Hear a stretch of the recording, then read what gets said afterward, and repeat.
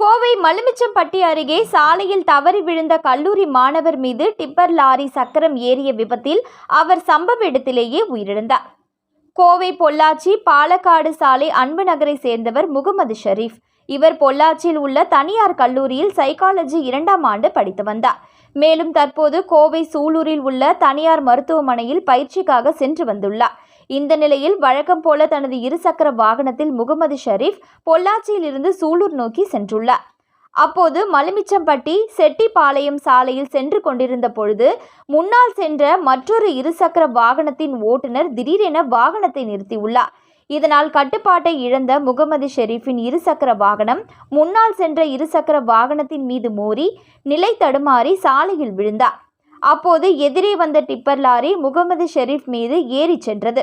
இதில் கல்லூரி மாணவர் முகமது ஷரீப் சம்பவ இடத்திலேயே பரிதாபமாக உயிரிழந்தார்.